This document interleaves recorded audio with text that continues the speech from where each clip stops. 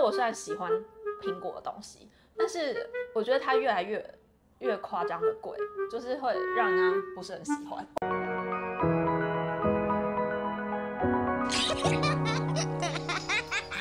Hello， 瑞许安妮的频道，大家好。今天呢，我有一个议题啊，想要跟大家稍微探讨一下。我这次呢 ，Pixel 10 Pro XL 呢拿到了大概3天多的时间哦，所以呢，我就想要在 iPhone 发表会之前的时候呢，找我身边3位认识的好伙伴们呢，他们主力机都是使用 iPhone 的，让他们体验一下我的 Pixel 10 Pro XL 之后，不管它的第一印象、它的功能之后呢，会不会让他们想要换成是 Pixel 呢？立凡，我记得没有错的话，你好像从以前到现在都是用 iPhone， 对不对？对，没错。所以你都没有用过 Android 的手机？其实有啦，真的我是从 iPhone 7 Plus 开始换，然后我以前是用三星的。你最早是用三星？对，我最早是用三星。现在手机是12 Pro。哦，那这次17 Pro 想换吗？没错，但已经在期待9月10号的发表。那我真的找对人了。好，来给你摸摸看。对，第一次摸到这个时机。它这次的外观啊，它的金属的质感跟感受啊，以前的时候它其实用塑胶比较多，但它从上一代开始的时候，基本上都是用金属的边框。这个说真的啦，除了镜头那个bar之外，你不觉得看外形其实蛮像 iPhone 的？其实蛮像的，蛮像的嘛，对吧？握持的感觉其实也都蛮像的。对，它背面是用那个玻璃的背盖，那块它不是金属，但是其实这个方式 iPhone 用很多，你看你的 iPhone 12 Pro 就知道，摸起来后面的材质也是跟这个比较像。哎，我可以问一下孝成，你用 iPhone 用多久？大概有10年，应该有。10年的但是这时间10年大概就只有2只而已。没有，现在用的型号是哪一只？现在是12 mini。哦，你跟立凡一样用很久，他用12 Pro，你用12 mini。先给你看一下，这个是那个 Google 的新的手机。那你自己第一眼这样对它印象觉得怎么样？其实我觉得还不错就是一种也是金属质感这样。重量我觉得我就不准，因为我拿的基本上都是比较小的手机，像第一次用的手机是6嘛，对，所以它本来就比较，所以你会觉得这个偏重嘛，对不对？大就一定比较重嘛，是蛮正常的，但就会考虑要放口袋这件事情，就会有点会觉得有点背。对，使用 iPhone 大概使用多久的时间？从那叫什么啊？什么3S？天哪，3S 你就在用？对啊，你那个是好 fashion 哦。3S 的时候没有，是没有人在用智慧型手机的。你自己摸起来觉得有什么样的感觉？蛮像，但是那个你滑过去那个感觉还是不一样的。哦，真的哦？很明显的不一样。什么地方不一样 ？iPhone 超顺。其实 iPhone 的话，它所有的界面呢，它的那个动画，我觉得它其实从以前到现在做的都很用心。所有的 UI 它的设计，比如说你开关程式的时候，它的放大缩小，然后你点按钮的时候，它的反应有一点顿呆。我知道它可能用1秒30个 ，iPhone 1秒120。但是我觉得对一般人来说不一定有那么大的感觉，但我是已经很习惯。其实我最想用的是那个萤幕更新率，因为 iPhone 呢，应该是到这一代，它才把那个120赫兹下放到每一个。以前是只有 Pro 系列才会有，甚至12好像是要 Pro Max 还是什么，才有120赫兹。这个我跟你说一下，这一支本来就120了，然后它是1到120的 LTPO， 它在这样滑的时候是很顺的。对，可是你看 iPhone 它在滑的时候，它会有一个顿。这一代因为它是用 Material Free 最新的那个界面，所以呢，它基本上的动画的效果，我觉得有比之前的时候要再更新一些。因为我之前就是用8 Pro 嘛，8 Pro 这个动画没有这么，你看它的滑上去的通知力的时候的感觉，你自己滑看就知道。这样。对，就很顺啊。或者是你在移动的时候，你会发现它的那个模块出来的时候，它中间都有垫一个那个过场的动画，对，所以就会让你觉得用起来是很 smooth 这样。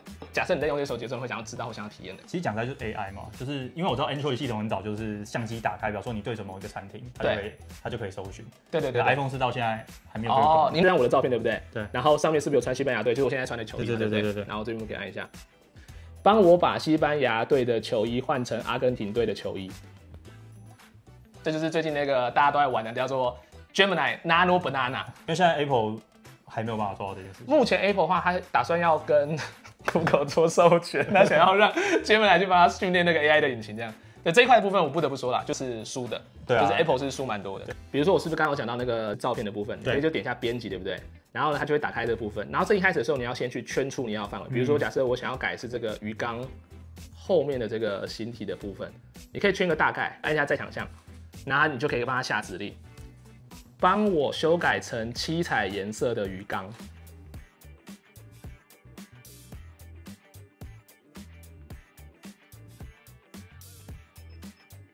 选起来的地方可以直接做直接做移动。对，还要强化，也可以让它自己就是自动去做 AI 修图。我觉得 Gemini 最主要给我感觉最厉害的地方就在这些 AI 生成或是 AI 实际上应用的部分。然后再来就是相机嘛，它相机有什么厉害的地方来看？相机的话，它基本上就是你在拍照的时候啊，我觉得它是后面的计算的时候，我觉得效果其实还不错。一起拍就是说，你如果没有人帮你拿的话，就可以拍完之后，然后直接走进去里面再拍一张。就比如说你朋友在那边，他已经手这样子勾着了。然后你把它拍完之后，你再自己走进去里面比个耶，然后两个就把它合成在一起。它这一个最高清晰可以到100倍，可100倍是用算的。翻译功能，如果翻译功能你们，它其实在发表会上最厉害的事情是一边讲电话一边直接翻译。对啊，那个很厉害，那个很厉害。但是这个资源的部分的话，我有看到要下载语言包啦，然后目前不支援中文。如果你是讲西班牙文或是其他的文的话，是可以的这样。其实我觉得它重量还算蛮重的。对啊，这一代其实重量算。它还是没有做的很轻哎。没错。如果要换手机的话，有没有什么特别想要在意的功能？所以我就是一个3C 白痴这样。对，只是用起来顺不顺、好不好用这样子。那你觉得对你来讲最重要的点是什么？最重要的点会想要换，或是你想换手机的点是什么？就是手机已经太旧了，跑不太动。难啊。那 iPhone 应该有点难啊，除非它都不更新了。但是基本上它至少有7年的更新，所以你应该没那么快，你还可以用个2年。iPhone 它也不太会让你更新，因为我之前就遇过，对我前一只手机它就没有办法再更新上去，那我就被迫得换，所以我是6换12，大概6年。对，顺不顺之外，你还有其他的在意的功能吗？其实没有。其实没有，你连拍照或者是说，因为像我们都会比较常去做一些自媒体啊，或者拍一些短片什么之类，你连它的录影或照相功能都觉得还好。我觉得基本上它只有系统熟不熟这个问题而已，要不然基本上我个人是觉得都差不多啊。它跟 iPhone 的系统其实都界面嘛，对啊，都我觉得越来越像啦。然后动画顺不顺，就是看每个人就是对于动画那个层次的想法就不太一样。你说动画层次是什么？因为其实每个过场之间这个动画有没有，这都是一个动画。Apple 用起来会觉得很丝滑。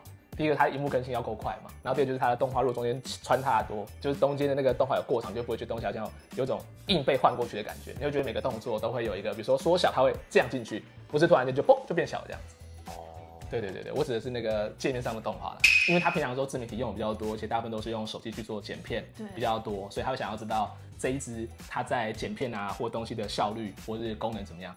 但我先说结论基本上你会失望。真的吗？因为啊这一支它虽然是第一次用台积电的 CPU，所以它照来讲它的散热跟它的效能是会比以前进步蛮多的。它就真的滑动没有像 iPhone 那么顺，我觉得可能就跟你刚刚讲那个 GPU 有关系吧。它强在哪？照相吗？我觉得强是强在照相还有 AI 处理。那试一下。可以试试看，自拍拍一张，我等一下跟你讲它的那个 AI 的部分。OK，蛮厉害。好，照相，天哪，在相片里面东西哇，比较美。你这边编辑打开对不对？然后这边你可以按一下，比如说你想要去修改的地方，它会直接帮你先圈起来。那我觉得它最好玩的地方呢，就是在强项的部分，这是 AI 特别有的部分。接下来的话，你可以再强成，就是你可以直接跟他讲，就是你要做什么事情。好，你刚刚讲说我在土耳其。好，帮我把背景改成土耳其的热气球。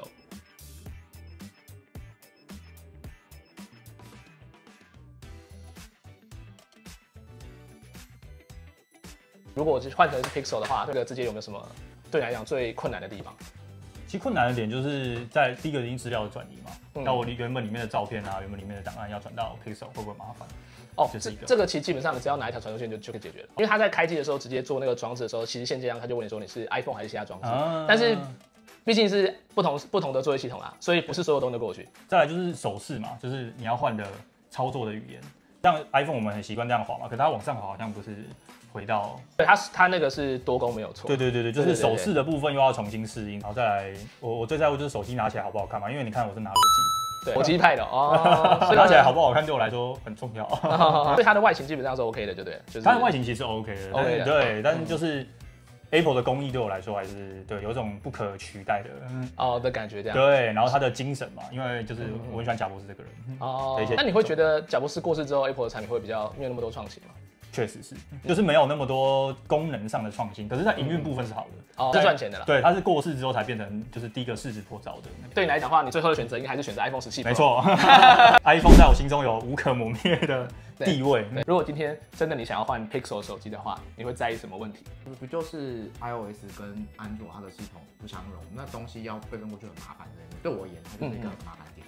其实当你开机的时候，它就会问你装的是 Android 或是 iPhone。线插上去之后，东西会搬过去，但是不能全部都搬，因为系统不一样。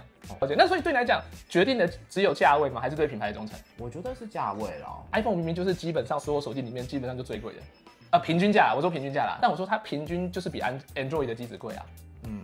因为之前有用过就是三星的手机，它2年，然后我就觉得它不堪使用，不堪一击。但是也是10几年前的事情啊，跟现在没有什么关系。我没有要讲三星怎么样，它很多时候就一直跳什么更新啊、扫码，然后我觉得很烦。如果跟我一样，就是对三星不是这么熟，跟一样白痴，就是都可以去体验看看。因为我觉得选自己适合的，然后你自己喜欢的就好了啦。对，没错。我觉得要换手机对你来讲，就因为从 iPhone 跳到安卓系统是一个你觉得很困难的地方。我觉得 Mac 系列最方便就是我随便这样丢很快。我如果放在 Google， 我连觉得从云端下载都觉得是一个超级麻烦的事情。我在 Mac 上面，我连下载这个动作我都不用。我上面我只要，例如说我相簿，我打开，对，我 Mac 里面就跟我手机是一样的。我觉得最麻烦是就是要同步就对了。对，其实 Mac 也有 Google 的软体，你下载完之后，它一样都会长一样。就是单纯我懒得去再弄一个，而且因为当你已经用了 iPhone， 然后又有 Mac 的时候，你就更懒得去换。觉得对我来说，我目前不会换的原因还是因为那个滑顺度，因为我大部分还是从手机里面做这些操作嘛。我觉得我虽然喜欢那个苹果的东西，但是我觉得它越来越夸张的贵。就是会让人家不是很喜欢。